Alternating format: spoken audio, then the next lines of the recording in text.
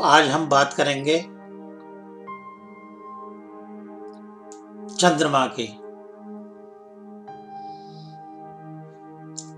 कुंडली के अंदर चंद्रमा मन होता है व्यक्ति का।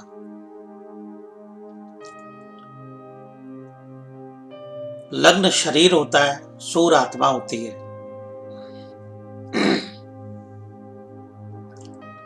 अगर कुंडली के अंदर चंद्रमा दूषित है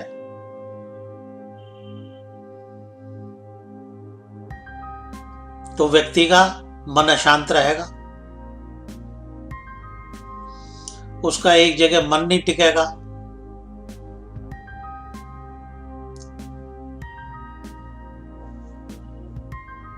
हर कार्य को बार बार बदलेगा और मन में एक अजीब किस्म की बेचैनी रहेगी उस व्यक्ति की।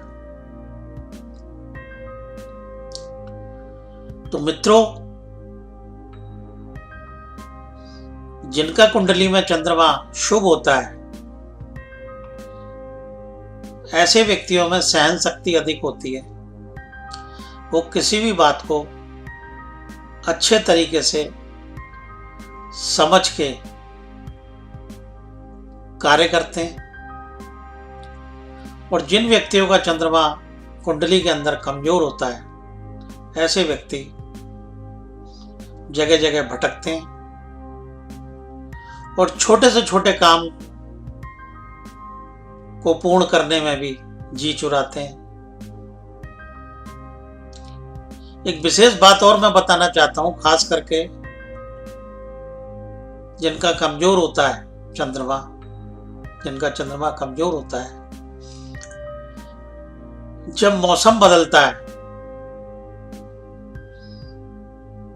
जैसे सर्दी का मौसम बदला, गर्मी का मौसम बदला, बारिश का मौसम बदला, तो ऐसी स्थिति में उनको अनेक प्रकार के मनोरोग पैदा होते हैं। अब किसी का चंद्रमा खराब है, उसका मन एक जगह नहीं टिकता, तो वो क्या करे? ऐसी स्थिति में व्यक्ति को पूर्णिमा के दिन रात को खीर बना के चलनी से ढक के चंद्रमा के प्रकाश में रखनी चाहिए।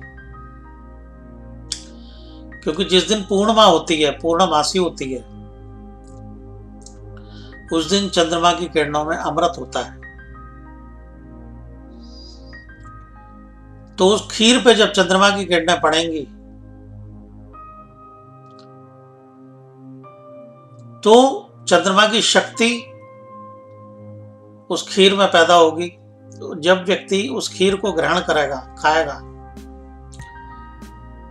तो उस खीर से अनेक रोगों से लड़ने की शक्ति उस व्यक्ति को मिलेगी।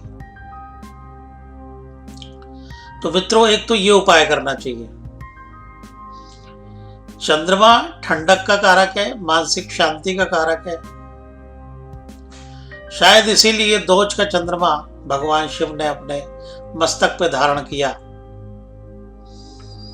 मानसिक शांति के लिए, ठंडक के लिए। तो मित्रों, यहां से एक बात और प्रकट होती है कि जिन लोगों का चंद्रमा खराब हो उन्हें शिव जी का अभिषेक करना चाहिए। शिव अभिषेक से चंद्रमा मजबूत होगा, पुष्ट होगा, शुद्ध होगा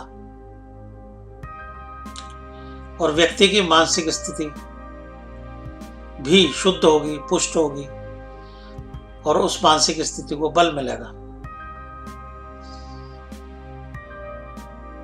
पौराणिक कथाओं के अनुसार रावण ने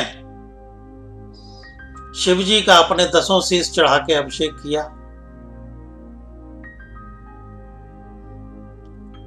तो वो बड़ा प्रकांड पंडित था, ब्राह्मण था। उसने अभिषेक तन मन धन से अपने 10 शीश चढ़ा के किया तो उसे अजयता का मतलब विजय उसे प्राप्त हुई और उसे मानसिक बल मिला और वो एक चक्रवर्ती राजा बना और विद्वान भी बना। इसी तरीके से शिवजी का अभिषेक हमें चंद्रमा को पुष्ट करने के लिए करना चाहिए। तो मानसिक पुष्टि के लिए हमें पाषाण शिवजी का अभिषेक करना चाहिए। पाषाण मतलब पत्थर। शिवलिंग हर मंदिर में स्थापित होते हैं, प्राण प्रतिष्ठित होते हैं और पाषाण शिवलिंग पे अभिषेक करने से आदमी को सभी प्रकार के सुख, वैभव और संपन्नता प्राप्त होती है। आदमी को मानसिक बल मिलता है, आदमी को अनेक प्रकार के रोगों में लाभ मिलता है। तो हम यदि मंदिर में जाके शिवलिंग पे अभिषेक करें तो इससे हमारा चंद्रमा शुद्ध होगा। मित्रों, दूध और गंगाजल मिलाकर और शहद मिलाकर यदि शिव जी का अभिषेक करें तो सभी प्रकार के मानसिक रोग, मानसिक कष्ट व्यक्ति के मिट जाते हैं। त्रयोदशी और चतुर्दशी को अभिषेक करना उत्तम माना गया है।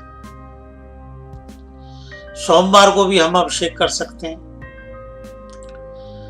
जिस दिन प्रदोष व्रत हो उस दिन भी हम अभिषेक कर सकते हैं। तो ये अभिषेक के कुछ महत्वपूर्ण मुहूर्त हैं जिनमें हमें अभिषेक करना चाहिए। तो ये तो मैंने एक चंद्रमा की बात बताई। अगर कुंडली में कोई भी ग्रह खराब है तो उस ग्रह से संबंधित कारक वस्तु से हम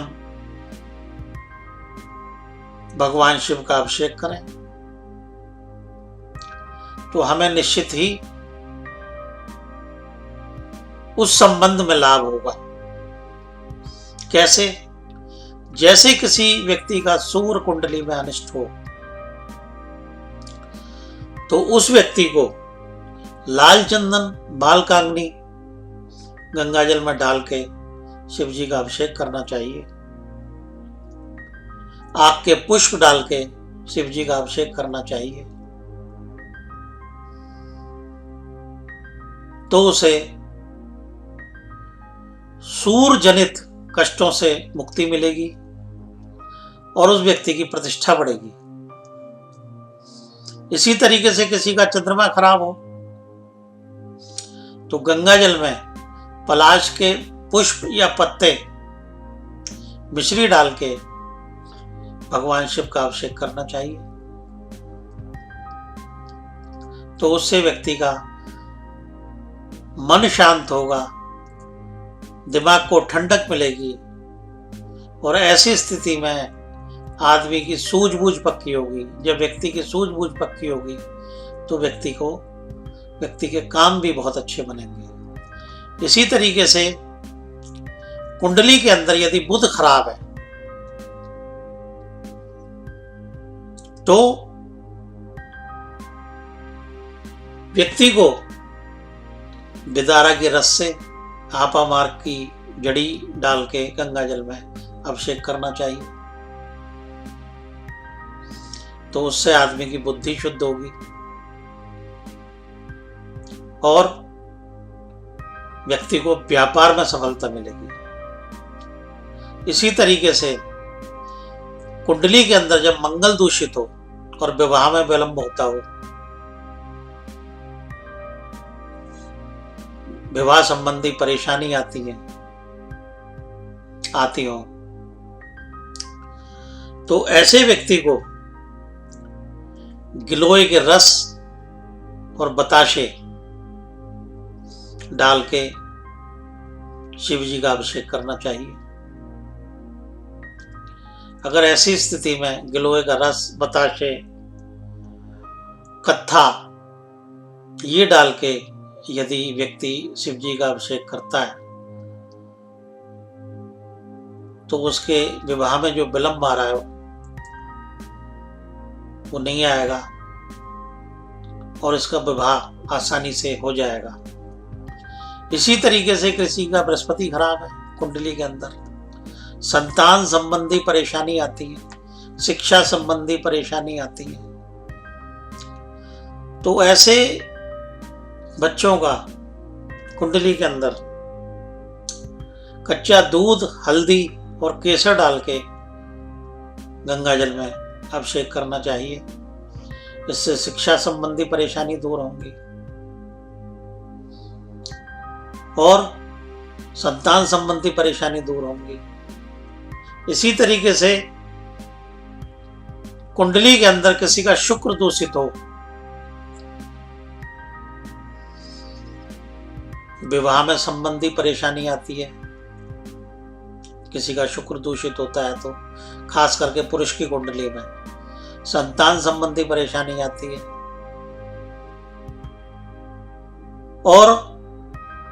और भी व्यापार में बहुत उतार चढ़ाव देखने को मिलते हैं। ऐसी स्थिति में व्यक्ति को पंचामृत से दूध, दही, घृत, शहद और गंगा जल, इन पांचों से भगवान शिव का अभिषेक करना चाहिए। ऐसा करने से कुंडली में शुक्र प्रबल होगा, व्यक्ति के विवाह में विलंब नहीं आएगा, परेशानी नहीं होगी, संतान संबंधी परेशानियों में उसे लाभ होगा। इसी तरीके से किसी का कुंडली में शनि खराब हो तो व्यक्ति के काम धंधे में रुकावटें आती है, व्यक्ति के सर पे कर्जा चढ़ जाता है, अचानक नुकसान होने लगते हैं, बिरादरी में उसकी साख गिरने लगती है, इज्जत खराब होती है, पैसे में बरकत नहीं होती, घर में लड़ाई झगड़ा कलेश सब होता है। ऐसी स्थिति में क्या करें? ऐसी स्थिति में भगवान शिव का अभिषेक हम गन्ने के रस से करें या छाछ से करें तो मानसिक शांति मिलेगी, परेशानियां कम होंगी और व्यक्ति के शनि की 7.5 चल रही हो, अढ़ैया चल रही हो, कंटक शनि चल रहा हो, ऐसी स्थिति में तो जरूर शिव का अभिषेक करें, क्योंकि भगवान शिव शनि के गुरु भी हैं। तो जब शनि महाराज जी के गुरु की हम उपासना करेंगे, अभिषेक करेंगे, तो निश्चित रूप से हमें कष्टों से मुक्ति मिलेगी और एक अच्छा आशीर्वाद मिलेगा। इसी तरीके से किसी कुंडली में राहु खराब हो तो अचानक जेल जाना भी पड़ सकता है, अचानक हॉस्पिटल में बीमारी के समय उसको दवाई नहीं लगती, अचानक कोई रोड एक्सीडेंट हो जाता है, ये राहु ये सब देता है। तो ऐसी स्थिति में क्या करें? ऐसी स्थिति में दूर्वा लें, काले तिल लें, भांग लें, धतूरा लें और ये सब गंगा जल में डाल के भगवान शिव का अभिषेक करें, श्रद्धा से पूजा पाठ करें, नियम से, तो राहु शांत होगा ऐसी स्थिति में और व्यक्ति को अच्छा लाभ मिलेगा, उसके नुकसान बंद हो जाएंगे। अगर कोई बीमार है तो उसको दवाई असर करने लगेगी, अगर किसी का एक्सीडेंट योग है तो वो ज़्यादा बड़ा एक्सीडेंट ना होकर कोई छोटी मोटी चोट लग गई वो पूरा हो जाएगा। इसी तरीके से कुंडली के अंदर यदि किसी का केतु खराब है, केतु दूषित है, तो कुशा डाल के भगवान शिव का अभिषेक करना चाहिए। तो केतु से संबंधित, केतु संतान होता है पहली, तो संतान संबंधी जिसको परेशानियां है उसमें शांति मिलती है। केतु बेमतलब कर्जा बढ़ाए, उसमें शांति मिलती है। किसी को बेमतलब ब्याज भरनी पड़ रही हो और कर्जा उतर ही न रहा हो और एक के बाद एक उसकी बेइज्जती हो रही हो, तो उसमें शांति मिलती है। तो मित्रों, अभिषेक करने के बहुत फायदे हैं। लोग कहते हैं हमें सावन में ही अभिषेक करते हैं ज्यादातर, और सावन में तो बहुत लगातार ही अभिषेक होते हैं। लेकिन अगर श्रावण मास के अलावा भी हम हर सोमवार को, त्रयोदशी, चतुर्दशी, प्रदोष व्रत वाले दिन हम यदि भगवान शिव का अभिषेक कराएं, तो हमें इस संसार में तो सुख मिलता ही है और मृत्यु के बाद हमें मुक्ति भी मिलती है, क्योंकि मुक्ति के देवता हैं शिव जी। इसलिए जिनके पिछले जन्मों के कर्म इस जन्म में व्यक्ति को दुख भोगने पर मजबूर करते हैं, ऐसे व्यक्तियों को तो अभिषेक जरूर करना चाहिए। तो मित्रों, अभिषेक से संबंधित, शिव जी की पूजा से संबंधित ये कुछ आज मैंने कुंडली में से ग्रहों का संबंध जोड़ के जो आपको ये शिव जी की पूजा, उपासना और अभिषेक बताया, मुझे उम्मीद है कि आप इससे लाभ लेंगे और फायदा उठाएंगे। अगली वीडियो में मैं इसी से संबंधित कुछ और बातों का जिक्र करूंगा। इन्हीं शब्दों के साथ धन्यवाद।